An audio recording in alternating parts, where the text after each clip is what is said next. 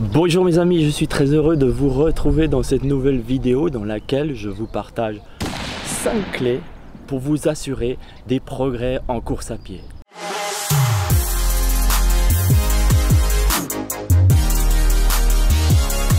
C'est le printemps, nous avons envie de chausser nos nouvelles baskets, notre short, notre plus beau t-shirt et souvent, malheureusement, je constate que les gens se découragent et s'arrêtent. Je peux vous parler de l'abandon très honnêtement, j'ai été moi-même un sacré spécialiste. Je vous accueille aujourd'hui dans un lieu que j'adore, je suis au bord du lac de Divonne, c'est l'endroit idéal pour pratiquer le jogging, la marche, le vélo.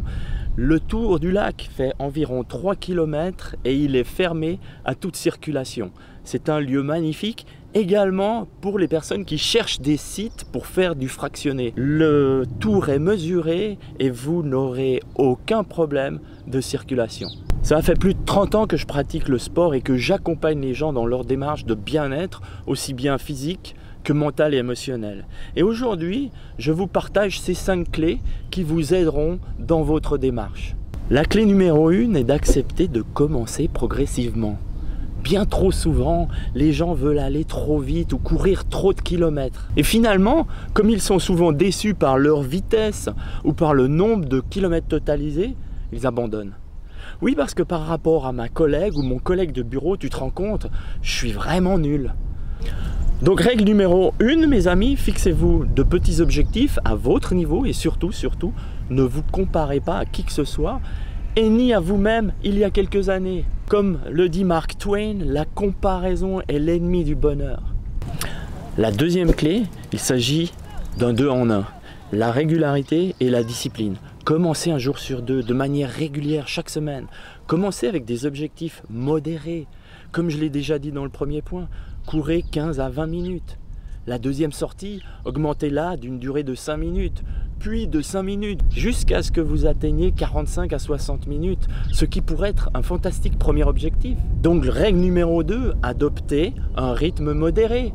L'idée est de commencer par des sorties qui se situent environ à 70-70% de votre fréquence cardiaque maximale. C'est là que vous mobiliserez les graisses pour fournir de l'énergie. Si vous n'avez pas de montre comme celle-ci qui mesure la fréquence cardiaque, l'indicateur est que vous devriez pouvoir maintenir une conversation sans être essoufflé. Par exemple, faites semblant de me parler, du style « Bon PA, à ce rythme, est-ce que c'est ok ? Je vais te raconter ce que j'ai appris de ma dernière sortie d'hier et blablabli, blablabla. » Donc si je reprends, votre première sortie aura un objectif de 15 minutes à une fréquence cardiaque qui ne dépassera pas 123-125 pulsations si vous êtes une personne de 45 ans par exemple, comme indiqué dans le tableau ici. J'ai une mise en garde à vous faire. Ces montres connectées sont très bien et la plupart prennent maintenant la fréquence cardiaque au poignet. Le problème, c'est que c'est pas exact du tout. J'en discutais justement avec un spécialiste de ces montres. Il me disait que tout dépend, l'épaisseur de la peau, l'ossature, la position de la montre.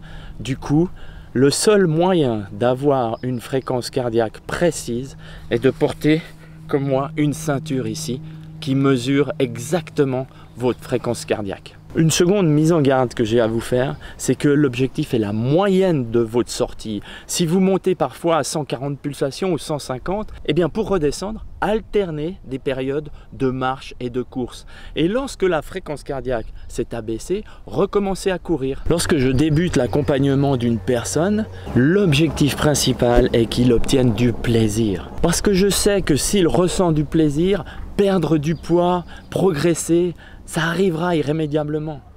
Comme il éprouvera tellement de plaisir et qu'il se sentira si bien physiquement et émotionnellement, il ne voudra plus s'arrêter. Donc la 4e clé est de varier vos sorties au niveau de l'environnement, mais aussi au niveau du contenu. Variez les rythmes. 70%, 70% de votre programme doit être basé sur l'endurance de base, soit 70%, 70% de votre fréquence cardiaque maximale. Variez vos entraînements au niveau des rythmes aussi. Adoptez des séries d'intensité courte. Par exemple, 10 fois 30 secondes à un rythme soutenu, suivi de 30 secondes de marche. Pour que la série soit efficace, souvenez-vous qu'il faut que vous domptiez la série, que ce ne soit pas elle qui vous dirige. Je vois trop souvent des gens qui entament leur série à un rythme effréné, beaucoup trop rapide, et qui soit n'arrivent pas à finir ce qu'ils s'étaient fixé, ou finissent la série beaucoup plus lentement que ce qu'ils ont commencé. Le but est que vous preniez la main sur votre série. Qu'est-ce que je veux encore dire par là? Ne partez pas trop vite. Si par exemple vous partez pour une série de 10 fois 200 mètres courus en 45 secondes, ne partez pas les premières répétitions en 39 et finissez les dernières en 48, 50, 55 secondes. Là, c'est votre série qui vous a maîtrisé. 1. Ce n'est pas bon pour l'estime de soi. 2. Physiologiquement, il n'y aura que très peu d'effet. Partez à la limite 1 à 2 secondes plus lent et prenez la main sur votre série de manière que vous puissiez terminer la totalité de votre série et de 2 que vous alliez au-delà de vos limites dans les 2 voire 3 dernières répétitions. C'est là que vous allez vous assurer des progrès. Avant de passer à la 5e clé, si vous trouvez que le contenu de cette vidéo a de la valeur et que vous appréciez mon énergie, je vous invite à cliquer sur le logo ci-dessous pour vous abonner à la chaîne et sur la clochette pour vous assurer de ne rien manquer. Alors, clé numéro 5, le repos. J'ai fait une vidéo dont vous trouverez le lien à la fin de cette vidéo à ce sujet, tellement il est important. Effectivement, le repos est très important au niveau de la récupération musculaire et au niveau de l'assimilation. On parle de période de surcompensation. La plus grande erreur que je constate avec beaucoup de personnes que j'accompagne est de courir encore davantage. Et c'est l'erreur fatale à ne pas commettre qui va parfois provoquer des fatigues chroniques ou des blessures.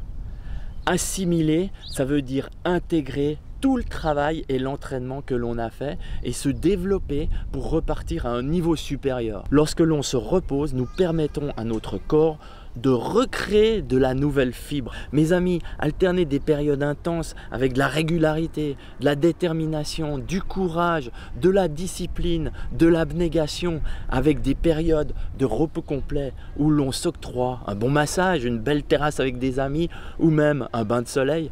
Voilà le secret pour s'assurer des progrès durables. Mes chers amis, j'espère que ces 5 clés vous accompagneront si vous recommencez à courir avec les beaux jours qui arrivent.